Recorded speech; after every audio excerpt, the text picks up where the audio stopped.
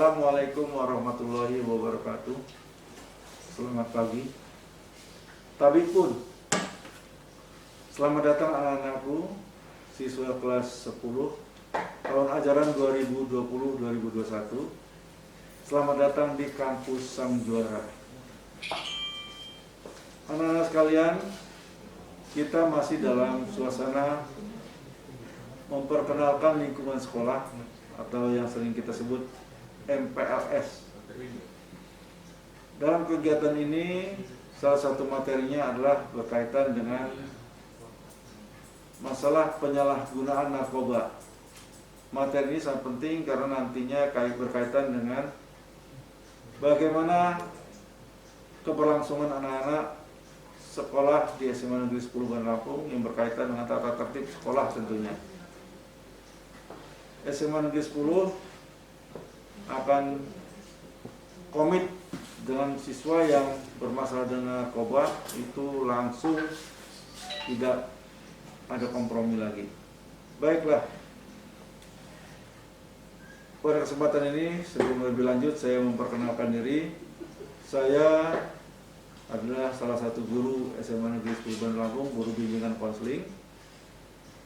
Nama Dr. Amdani Sarjon MPD yang kebetulan saat ini masih diberi tugas sebagai koordinator bimbingan dan konseling. Apa itu bimbingan konseling? Tempat anak-anak sekalian untuk berkonsultasi, mengoptimalkan potensi diri yang ada sehingga menjadi siswa atau individu yang juara setelah tamat dari SMA 10 ini atau setelah tamat dari kuliah nanti. Baik, saya tidak berpanjang lebar. Berikut ini kita akan ikuti materi penyalahgunaan narkoba. Selamat mengikuti.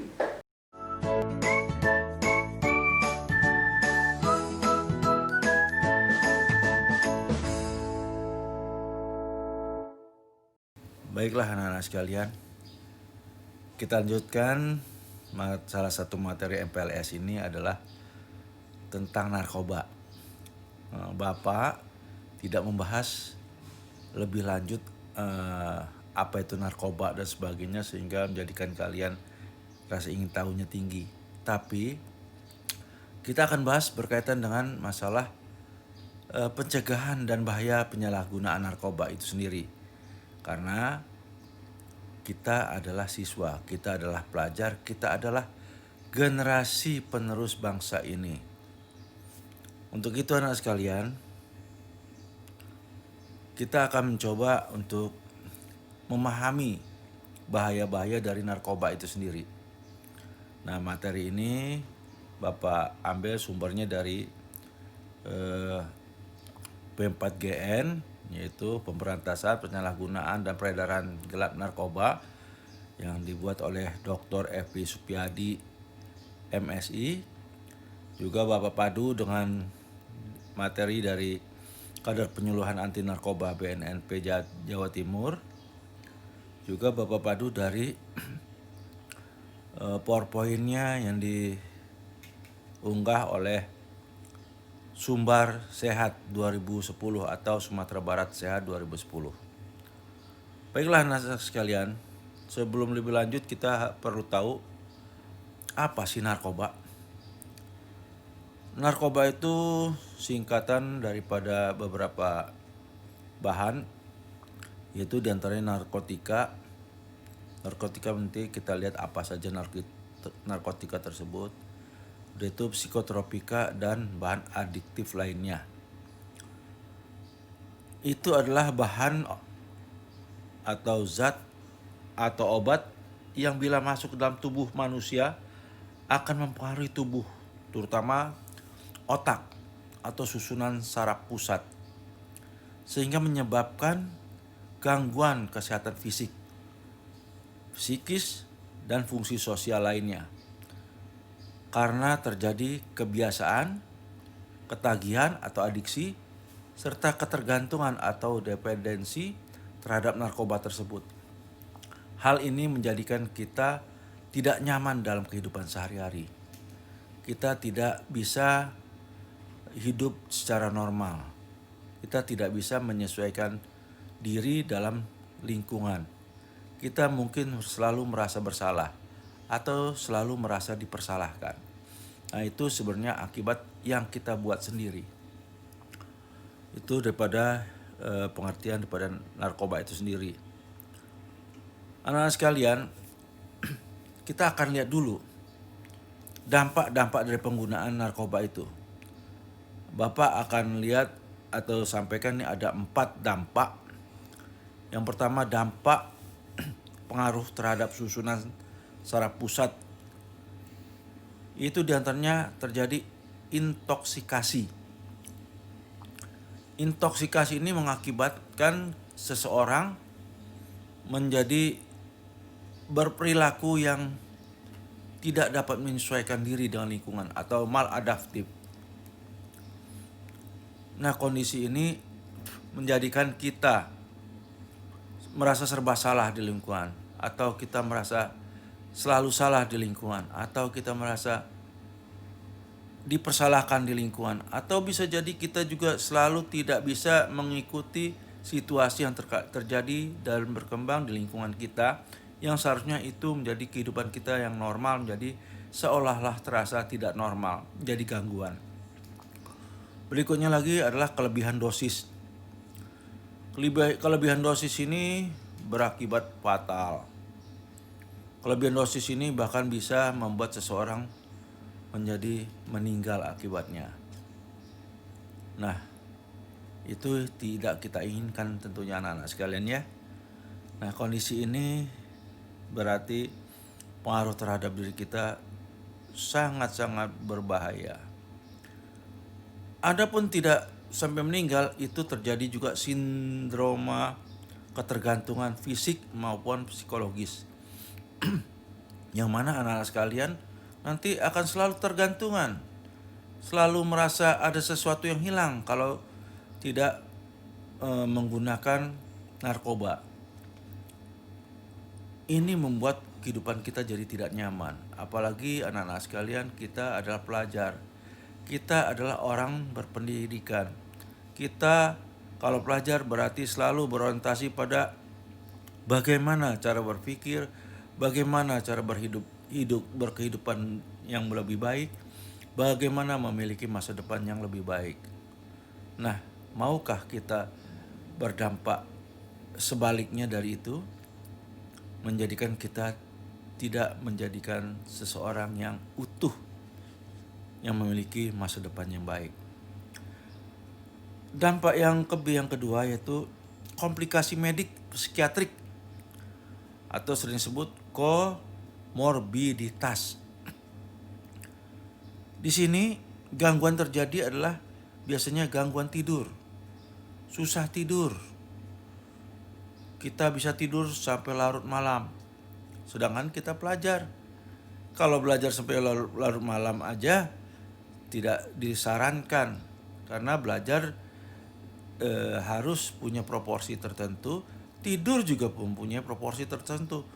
Nah, kalau seseorang atau seorang pelajar terganggu tidurnya, bagaimana dengan esok harinya? Tentu tidak bisa mengikuti pelajaran dengan baik, bukan? Nah, kondisi ini jangan kita abaikan. Harus menjadi salah satu titik fokus kita sebagai pelajar. Lebih lanjut, bahkan bukan hanya gangguan tidur, itu bisa menjadi gangguan fungsi seksual. Nah, bahaya bukan kalau hal ini terjadi? Baik, kita tidak membahas itu masalah gangguan fungsi seksual. Yang berikutnya itu adalah kita akan menjadi paranoid. Paranoid ini kita selalu merasa curiga. Kita selalu merasa ketakutan. Kita merasa orang di sekitar kita tuh seolah-olah memperhatikan kita. Atau kita merasa selalu merasa bersalah. Nah, ini kondisi yang tidak nyaman juga untuk kita. Bagaimana kita mau belajar dengan baik kalau kita selalu merasa ketakutan? Kita merasa bahwa orang lain curiga dengan apa yang kita lakukan. Tentu hubungan dengan teman pun akan terganggu. Karena kita selalu curiga, jangan-jangan teman ini akan berbuat jahat atau berbuat kurang baik terhadap kita. Atau kita merasa ketakutan-ketakutan lainnya. Ketika guru mengajar, kita takut disuruh, mungkin takut nanti menjadi ketakutan yang menurut kita itulah menjadi beban kita. Yang berikutnya juga akan terjadi gangguan psikotik. Banyak gangguan psikotik ini. Nanti dalam kegiatan belajar mengajar kita akan jelaskan lebih lanjut. Karena dalam belajar mengajar seseorang harus nyaman, harus enjoy. Jangan terjadi gangguan psikologis. Gangguan psikologis diantaranya yang Bapak bisa sampaikan sini, anak-anak sekalian bisa merasa depresi, merasa tertekan, merasa cemas, bahkan bisa jadi sampai panik. Nah, kalau ini yang terjadi selalu, apalagi kalau pas saat kita sudah ketagihan, kita membutuhkan asupan baru daripada zat ini, sedangkan itu kalian di sekolah nggak mungkin untuk mencoba mengkonsumsi zat ini, akhirnya kalian akan menjadi cemas, menjadi panik, bahkan nantinya akan lebih parah dari itu. Hal ini tentu tidak baik untuk seorang pelajar.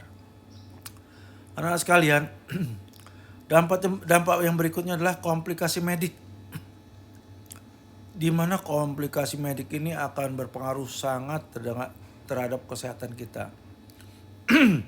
Bisa jadi akan terjadi infeksi di lokasi suntikan, karena salah satu zat ini dimasukkan dalam tubuh dengan disuntik misalnya. Nah, akibat itu juga karena jarumnya bisa berganti-ganti tanpa kita sadari, itu akan terjadi penularan penyakit lainnya seperti HIV atau AIDS atau penyakit lain yang berupa virus. Tentu kalau sekarang ini bisa jadi virusnya COVID-19. Wah, bahaya kan? Nah, jangan coba-coba ya anak-anak sekalian. Bapak yakin anak SMA 10, kalian masuk SMA 10 ada sekolah sang juara, tentu pengen jadi anak-anak baik, anak-anak yang punya masa depan, anak-anak yang menjadi pemenang dalam kehidupan nantinya. Biasanya masalah infeksi itu juga bisa jadi merupakan penularan penyakit-penyakit seksual lainnya. Itu akan terjadi pada pengguna ini. Mungkin kalau di awal-awal tidak betul. Tapi karena kita ketagihan, berikutnya baik disadari atau tidak, yang lebih banyak tidak sadari, akan saling menularkan penyakit-penyakit. Atau sering juga kita katakan pada pengguna narkoba akan terdampak misuse atau menyuntik buprenorfin atau obat resep dokter yang itu bukan ahlinya, karena kita bukan dokter. Beli obat-obat seperti itu saja kita seharusnya terlarang. Di apotek pun tidak gampang kalau tidak dengan resep dokter. Resep dokter juga tidak sembarangan ketika ternyata itu adalah bukan dokter yang seharusnya memberikan resep itu. Nah, kita menggunakannya karena kita mungkin beli dengan ilegal. Ini sangat berbahaya anak sekalian ya. Baik, berikutnya tentu ada lagi dampak yang parah yang bikin kita tidak nyaman, yaitu dampak sosial. Dampak sosial ini akan terjadi pada gangguan kita di lingkungan keluarga. Kita akan terjadi hubungan dalam keluarga terjadi disharmoni. Kakak beradik saling nyalahkan. Kita merasa selalu benar atau kita merasa selalu dipersalahkan. Pokoknya hal-hal yang tidak menjadi harmonis dalam keluarga akan terjadi bila kita salah satu dari pecandu atau pengguna narkoba. Berikutnya di lingkungan sekolah. Karena di sekolah ada disiplin, maka tidak mungkin ketika kalian menggunakan ketahuan itu kalau di SMA 10 jelas sanksinya langsung dikeluarkan. Kalau dari tata tertib yang ada poinnya langsung 100. Kalau 100 berarti sudah tidak ada sisa lagi, langsung dikeluarkan. Nah, atau oke, tidak ketahuan. Tapi ketika kalian sudah ketagihan dan menagih perlu asupan zat berbahaya tersebut, di sekolah kan tidak mungkin. Nah, ini akan menjadikan kalian menjadi susah. Atau kalian ketika mungkin baru menggunakan di luar terus ke sekolah, kalian akan terjadi atau membuat kegaduhan seperti peer pressure, melakukan bullying, melakukan tindakan-tindakan yang tanpa disadari adalah sebuah kekerasan-kekerasan di sekolah yang berdampak berujung pada masalah di sekolah. Ketika bermasalahnya lebih dari sekali saja pasti akan, kalau jika ketahuan, akan mendapat bimbingan dan konseling dari guru bimbingan konseling. Kedua kali, ketiga kali akan terjadi peringatan keras dan seterusnya. Kalau itu berkaitan dengan masalahnya. Tapi kalau itu berkaitan dengan ketahuan menggunakan obat terlarang ini, zat terlarang ini, langsung dikeluarkan dari sekolah SMA 10. SMA 10 dari dulu terkenal dengan keketatan daripada kedisiplinannya. Di sini adalah perilaku, karena sekolah ini dulunya adalah SPG, yang mana SPG itu guru-gurunya banyak mencoba untuk menjadikan anak didiknya memiliki perilaku yang lebih baik. Nah, begitu juga di lingkungan masyarakat. Anak-anak akan menjadi agen mau tidak mau, karena untuk mendapatkan barang berikutnya kalian akan menjadi pengedar. Nah, ini meningkatkan peredaran daripada obat-obat itu. Kalau itu terjadi berarti kalian sudah membuat kriminalitas di lingkungan masyarakat sekitar kita. Bahkan bisa terjadi karena kalian kalau itu menggunakan dan saat menggunakan membawa kendaraan, bisa jadi terjadinya kecelakaan lalu lintas dan lain-lainnya. Nah, untuk itu anak-anak sekalian, jauhkanlah. Kalau kalian nanti kenal dengan putau, jauhkan, karena baik putau maupun yang lainnya itu akan merusak otak, merusak mulut, merusak kulit, merusak jantung, merusak pencernaan. Pencernaan itu saja cukup, walaupun sepele, cukup menjadi perhatian. Karena apa? Kita mau tidak mau akan atau harus makan. Sedangkan pengguna narkoba itu biasanya merasa selalu kenyang. Nah, makanya para narkober ya, atau para pengguna narkoba itu biasanya kurus-kurus. Karena apa? Mereka merasa cukup kenyang kalau sudah cukup mengkonsumsi narkoba tersebut. Nah, hal ini sangat merugikan. Kokain ini sama dengan putau tadi, mengganggu beberapa itu. Yang utamanya adalah terjadi pada saraf, pusat saraf. Begitu juga dengan cimeng. Bapak nggak perlu jelaskan apa itu cimeng, ya. Yang jelas sama dampaknya, ya. Dampak-dampaknya sama pada ini. Bahkan cimeng bisa menjadikan mata kita, mau mata kita menjadi bermasalah, bisa jadi mata nggak mau dimeramkan, ya susah tidur alias. Nah, ini kan gangguan-gangguan yang menjadikan bermasalah kita dalam kehidupan bersekolah sebagai seorang pelajar. Ada juga ekstasi. Semua mengarah pada saraf otak, mulut, jantung, pencernaan, sama semua. Jadi harus dihindarkan. Sabu-sabu juga sama demikian. Anak-anak sekalian tidak boleh berkenalan. Cukup tahu di berita-berita televisi. Jangan coba cari tahu apa itu barangnya, apalagi sampai ingin kenal dengan barang-barang tersebut. Siswa SMA Negeri 10 Bandar Lampung tidak diperkenankan untuk itu. Ingat, kalau masih mau jadi pelajar SMA 10, jangan coba-coba anak sekalian ya. Kalian masih kelas 10, masih panjang perjalanannya. Kalian masih ingin melanjutkan studi ke ITB, ke IPB, ke UI, atau yang lainnya. Mau jadi dokter, insinyur, ahli perminyakan, dan sebagainya. Masih panjang perjalanan untuk itu. Lebih baik kita persiapkan diri kita untuk mencapai meraih cita-cita tersebut. Anak-anak sekalian, kalau tadi mungkin itu kan narkoba. Saya kan pelajar, selama ini sekitar saya ada yang suka merokok. Tapi kadang-kadang kenapa di sekolah kok merokok dilarang, dirazia? Nah, karena rokok merupakan salah satu zat adiktif. Yang mana dalam sebatang rokok itu sangat banyak ribuan racun yang ada di situ. Kalian tahu atau kalian perlu tahu apa itu rokok?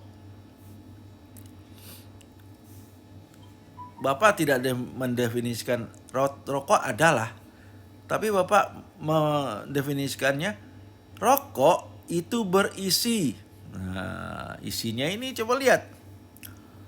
Di sini ada racun untuk orang yang dihukum mati. Atau adanya zat penghapus cat. Cat untuk mencat kayu, cat besi itu. Atau di sini ada pembersih lantai, zat pembersih lantai. Atau juga ada bahan bakar roket. Ada juga pelarut industri lainnya. Banyak sekali yang itu berdampak atau mengakibatkan atau bisa jadi berbentuk racun-racun. Bahkan menjadi ribuan racun dalam sebatang rokok. Jadi kalau kita menghisap rokok, berarti kita mencoba memasukkan dalam tubuh kita, menghisap racun-racun tersebut ke dalam tubuh kita. Artinya kita tidak sayang dengan diri kita. Berarti kita mencoba membunuh diri. Apa bedanya dengan orang yang langsung membunuh diri terjun ke jurang dengan kita yang mencoba membunuh diri dengan perlahan-lahan? Bahkan lebih kejam, bukan? Coba kalau kita menyiksa seseorang langsung meninggal, aman udah lewat. Tapi kalau kita mencoba silet sedikit, digebukin sedikit, kan nyiksa lama. Nah, rokok itu seperti itu. Sedikit-sedikit tapi kita pasti mengarah kepada kematian. Memang kalau kalian berdalih, Pak, kematian itu adalah milik Tuhan, benar. Tapi Tuhan juga tidak menyuruh kita untuk bunuh diri, bukan? Karena bunuh diri dosanya lebih besar. Bahkan sampai tidak diterima amal ibadahnya. Mau ahli neraka? Jangan ya sayang ya. Baik, Bapak yakin anak SMA 10 generasi tahun ajaran 2020-2021 anak-anak yang ingin memiliki masa depan yang lebih cerah. Karena kalian adalah calon-calon generasi emas Indonesia 2045. Narkoba itu penggunanya adalah mengkonsumsi zat alkohol atau obat legal maupun ilegal dengan keteraturan sekali atau berulang kali selama seumur hidup yang menghasilkan sedikit atau tidak ada konsekuensi hidup yang signifikan negatif. Jadi kalau kalian mencoba ini, yang akan terjadilah kehidupan yang negatif yang signifikan. Tidak adanya konsekuensi kehidupan yang lainnya. Yang terjadilah kehidupan yang membuat kalian bermasalah baik di keluarga, masyarakat, maupun teman, maupun di sekolah. Nah, penyalahguna narkoba diartikan sebagai pengguna obat legal maupun ilegal dengan beberapa keteraturan atau pola yang mengakibatkan orang mengalami pola konsekuensi hidup negatif akibat penggunaan narkoba mereka. Ya, karena di sini akan terjadi nantinya sekali, 2 kali, 3 kali dan seterusnya akan terjadi ketergantungan terhadap obat tersebut. Itu akan terjadi penyalahgunaan untuk merugikan atau yang merugikan tubuh kita atau diri kita masing-masing. Ketergantungan itu sendiri, anak-anak sekalian, adalah penggunaan yang berulang-ulang atau kronis, sering setiap hari atau bisa jadi setiap berapa jam sekali, yang menghasilkan suatu kebutuhan fisiologis dan atau psikis. Nah, kita sudah mulai ketergantungan di sini maksudnya. Nyata atau dirasakan untuk obat sebagai masalah kelangsungan hidup. Jadi tanpa adanya obat, dia merasa tidak memiliki kelangsungan hidup yang menyebabkan konsekuensi hidup negatif yang berat dan atau kronis. Bagaimana nggak kronis? Ketika kita misalnya tidak bisa beradaptasi, tidak bisa hidup dengan lingkungan yang sebenarnya normal, kita menjadi merasa salah, itu kan suatu masalah yang kelihatan sepele tapi berat untuk dalam kehidupan kita sehari-hari.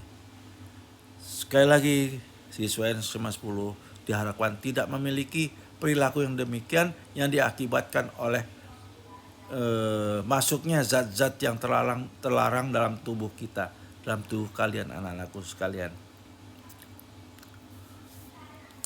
Karena zat-zat tersebut akan menjadikan seseorang memiliki kehidupan yang ketergantungan sepenuhnya, selalu terobsesi untuk menggunakan narkoba. Dan kalau sudah terobsesi menggunakan narkoba, pasti akan menjalani gaya hidup yang menyertainya. Tadi sudah dikatakan di atas, cemas, merasa bersalah, merasa dipersalahkan, galau selalu, tidak tenang. Nah, kalau tidak tenang yang lainnya, galau yang lainnya, bisa konsul ke ruang BK. Cari guru BK-nya. Tapi kalau urusan sudah dengan narkoba, guru BK pun tidak sanggup atau tidak bisa untuk menyelamatkan kalian, kecuali kalau kaliannya sendiri yang ingin merubahnya. Nah, anak-anak sekalian, sini Bapak perkenalkan ada berapa level yang mungkin secara sengaja atau tidak sengaja kalian sudah mencoba atau menjadi pelaku di antaranya. Yaitu yang pertama, pemakai yang coba-coba karena rasa ingin tahu. Pak, saya belum pernah. Mungkin, tapi pernahkah kalian merokok? Kalau sudah mulai merokok, itu berarti itu kalian masuk pada level ini. Berarti kalian sudah mulai mencoba menjadi salah satu orang yang berada pada level pengguna narkoba. Hanya merokok itu. Karena merokok salah satu zat adiktif. Jadi jangan ya. Yang kedua, pemakaian sosial. Biasanya karena untuk bersenang-senang. Merasa berkreasi, berhalusinasi. Merasa kalau minum obat atau menggunakan zat terlarang tersebut menjadi santai, rileks. Tapi semua itu kesenangan, rileks yang diberikan adalah semu, maya, tidak nyata, dan sesaat. Berikutnya kalau ingin memperpanjang, menggunakan lagi. Terus menggunakan lagi. Ketika berulang-ulang, terjadilah ketagihan. Ketika ketagihan, kita tidak bisa lepas daripada zat narkoba tersebut. Ada juga kita diantaranya pemakaian situasional. Merasa saat stres, tegang, sedih, kecewa. Kalau itu kalian mungkin sempat ke dokter saraf atau psikiater, kalian mungkin dikasih obat untuk penenang, itu kalian dengan resep dokter. Boleh-boleh saja. Tentu dokter mengerti bagaimana supaya kalian tidak menjadi ketagihan. Tapi kalau kita mencoba-coba sendiri, apalagi dengan jarum suntik yang bergantian, wah banyak dampak yang akan terjadi pada diri kita. Kita memasukkan selain benda-benda yang terlarang, benda-benda yang merusak, kita juga mencoba memasukkan lebih dari itu. Bisa jadi memasukkan kuman, virus, dan sebagainya. Nah, yang terberat ini akibatnya adalah kalian akan menjadi penyalahguna. Yang mana kalian nantinya akan menjadi pengguna yang terus-menerus, tidak untuk pengobatan seperti yang Bapak katakan tadi, kalau untuk stres dan sebagainya disuntik oleh diberi obat oleh dokter saraf atau psikiater.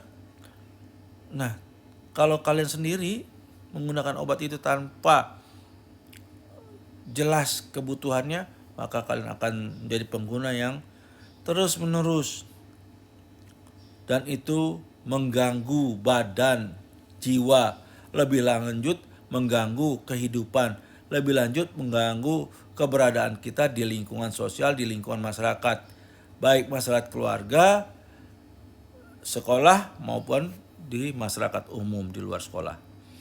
Itu sangat-sangat jangan terjadi pada siswa, pada kita sebagai generasi penerus, apalagi siswa SMA Negeri 10 Bandar Lampung, khususnya kalian calon-calon generasi emas 2045.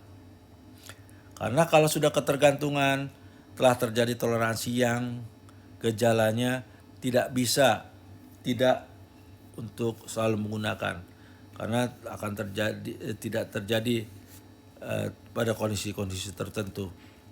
Terjadi putus obat pun akan menjadi masalah bagi tubuh kita.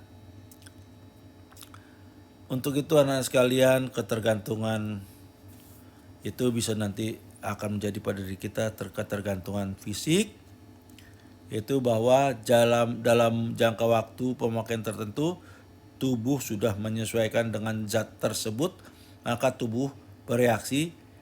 Jika pemakaian dihentikan, akan terjadi toleransi pembuat tubuh menjadi ingin merasakan, ingin mendapatkan. Yang ingin mendapatkan itu dosisnya makin lama makin tinggi, meningkat, dan kalau sudah pada tataran tertentu, pada dosis tertentu, maka dia akan berdampak pada tubuh kita. Bisa jadi juga meninggalkan dunia fana ini. Nah, untuk itu jauhkanlah hal tersebut, karena hasil observasi terhadap pengguna heroin atau opiat yang mengalami gejala fisik yang sangat kuat ketika tidak mendapatkan heroin, itu bisa jadi kalian hidungnya selalu meler, kedinginan, demam, susah tidur, dan sebagainya. Kondisi ini kondisi yang sangat tidak nyaman. Masa kita mau selalu kemana-mana hidung kita meler? Jelas nggak akan, kalau meler diiringi dengan kedinginan, demam, jelas nggak akan bisa kemana-mana. Pasti harus ada di ruangan juga kita nyumput karena takut ketahuan kita adalah salah satu narkoba atau pengguna narkoba. Biasanya juga kita kalau ketergantungan terhadap narkoba, biasanya pengguna terus menggunakannya untuk menghindari diri dari akibat gejala putus obat, itu dengan mencoba mendapatkannya yang semula itu merupakan benda asing, tapi ketika kita mendapatkannya, itu akan merubah susunan saraf. Ketika susunan sarafnya sudah berubah, bisa jadi kita berperilaku menyimpang itu bisa jadi terjadi perilaku yang tidak sehat. Ketika misalnya kita minta uang saja ke orang tua mungkin memberikannya tidak sesuai atau tidak memberikan, menyalah-nyalahkan, bahkan bisa jadi berperilaku yang namanya orang tidak sadar, bisa jadi membunuh dan sebagainya. Hal ini sangat berbahaya anak sekalian ya. Untuk itu kita jangan sampai ketergantungan, baik ketergantungan fisik dan maupun ketergantungan psikologis. Karena ketergantungan psikologis itu kita akan terjadinya emosional yang tidak terkontrol, yang itu hanya karena ingin mendapatkan obat untuk menghilangkan rasa ketagihan. Kita jadi tidak sadar untuk mendapatkan itu, akan terjadi perilaku psikologis yang tidak terkontrol, yang tidak menjadikan kalian menjadi masyarakat yang normal di lingkungan kita masing-masing, baik lingkungan keluarga, lingkungan sekolah maupun lingkungan masyarakat secara umum. Untuk itu anak sekalian, seseorang yang secara psikologis ketergantungan terhadap narkoba akan merasa bahwa mereka memerlukannya, akan merasa lebih berperilaku atau memiliki keadaan tubuh yang normal. Jelas ini adalah satu masalah dalam kehidupan sendiri jika kita tidak mendapatkannya, atau saat kita tidak mendapatkannya menjadikan kita berpikirnya irasional. Untuk itu anak sekalian, mencegah adalah lebih penting. Untuk itu diperlukan segala upaya dari kita semua, khususnya anak-anak sekalian, untuk tidak coba-coba menggunakan atau mengenal daripada narkoba itu sendiri. Karena kalau kalian sudah mencoba mengenal, maka sudah mulai masuk pada lingkaran coba-coba dan seterusnya yang terjadi akan menjadi ketagihan. Nah, pencegahan ini ada, kita namanya pencegahan primer, yaitu pencegahan yang diarahkan untuk meningkatkan daya tangkal, baik itu dari kita sendiri, kalian sebagai siswa, remaja, baik itu dari keluarga dan masyarakat, untuk dapat menghindari atau menolak jika ada tawaran ataupun kegiatan-kegiatan penggunaan narkoba yang penggunaannya salah karena tidak atau tanpa resep dokter. Maka untuk itu biasanya remaja sebagai sasaran, keluarga, masyarakat itu harus kita sama-sama menjaganya. Di sini kita remaja sebagai generasi yang menjadi objek harus menyadari akan hal itu. Ada pencegahan primer ini diperlukan adanya peran orang tua memang, tapi ketika orang tua kita sibuk, apakah kita harus tergantung dengan perhatian orang tua? Tentu jangan. Tapi bagaimana kita harus berpikir sehat, cerdas, produktif, kreatif, memiliki moral tinggi dan berguna bagi masyarakat. Karena orang tua kita pada zaman modern ini, zaman now ini, banyak mungkin belum atau tidak sempat untuk selalu berkomunikasi dengan efektif dengan kita, tapi kita sendiri yang merasa ada di generasi zaman now ini sudah harus berpikir demikian, berpikir sehat dan cerdas dan seterusnya. Memang hasil penelitian menunjukkan orang tua memiliki peranan yang penting, harus memiliki pengetahuan terhadap narkoba, harus memiliki strategi pencegahan dan sebagainya. Tapi itu bagian yang perlu diingatkan pada orang tua, tapi kita sebagai siswa juga menolong atau kita sendiri menjaga, menolong diri kita sehingga tidak terjerumus. Kalau sudah terjerumus, mungkin pada tahap coba-coba atau baru hanya kenal, ya paling banyak merokok mungkin ya, zat adiktif, jangan sampai dengan narkoba yang berat. Maka kita akan berusaha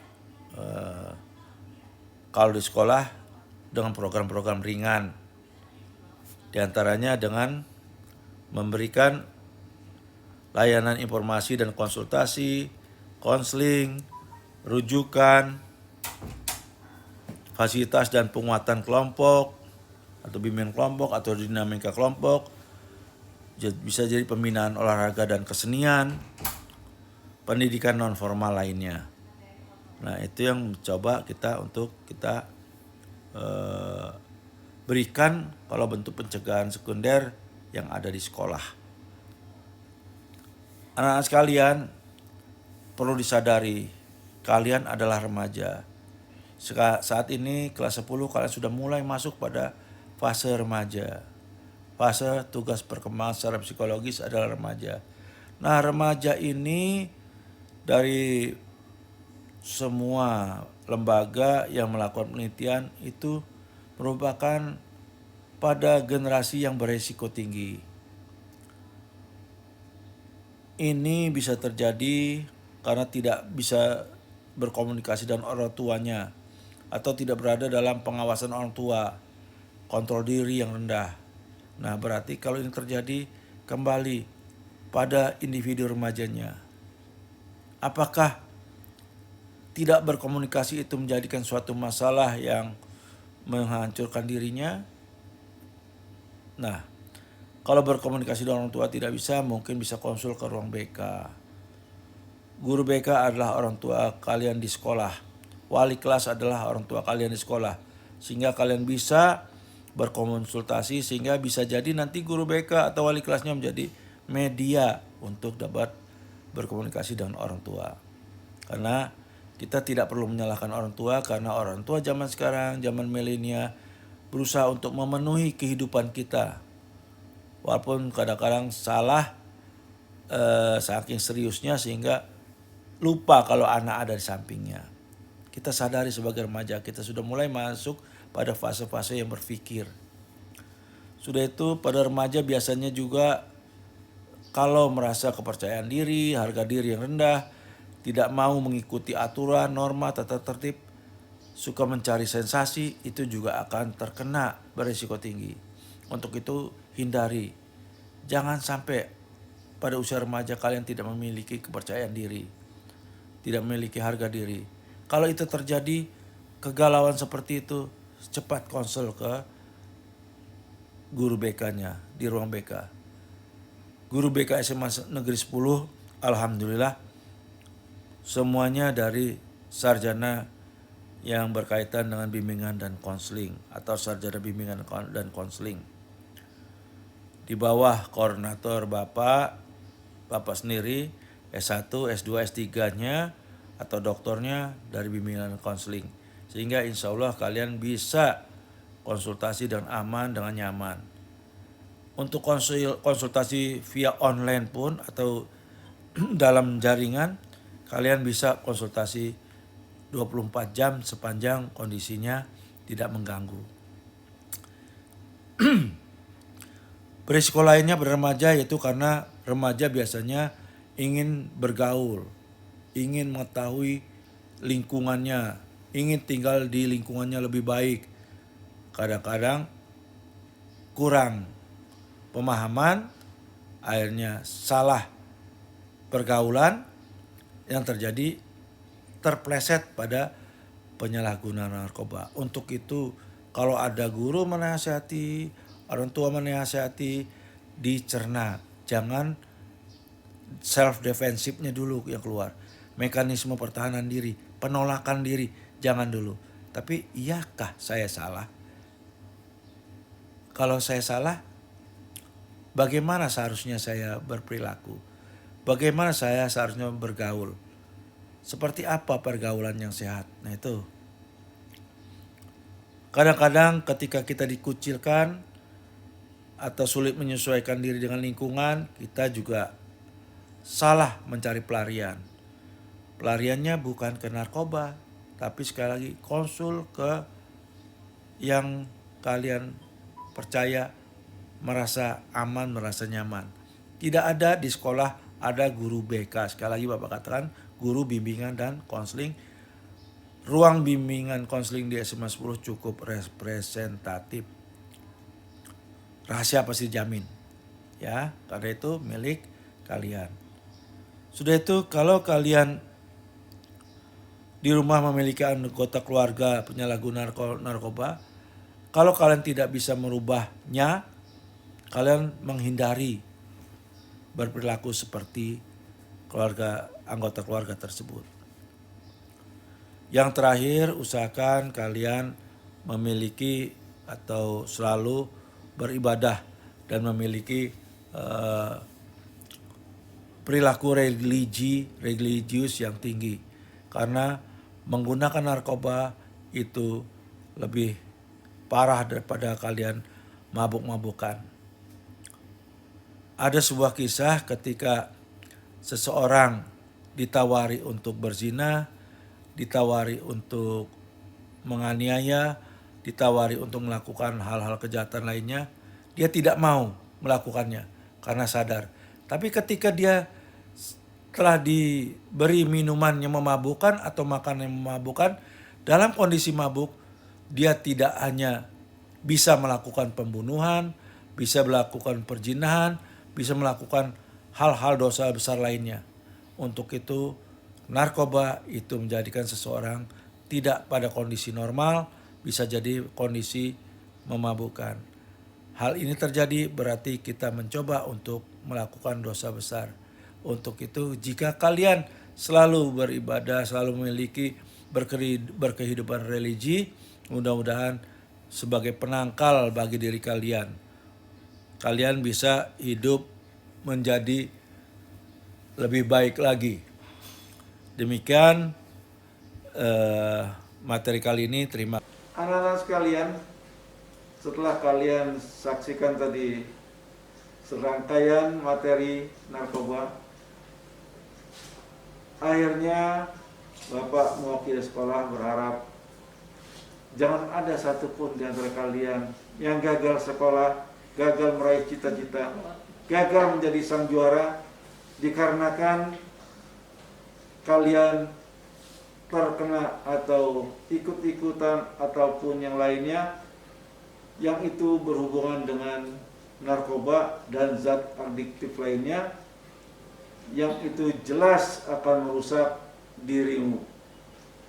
Selamat menjaga kesehatan, selamat menjaga diri, selamat menjaga masa depanmu. Selamat berprestasi di SMA Negeri 10 Bandar Lampung. Untuk itu, mudah-mudahan kita nanti bisa ketemu di dalam kegiatan belajar mengajar lebih lanjut. Wassalamualaikum warahmatullahi wabarakatuh. Selamat pagi.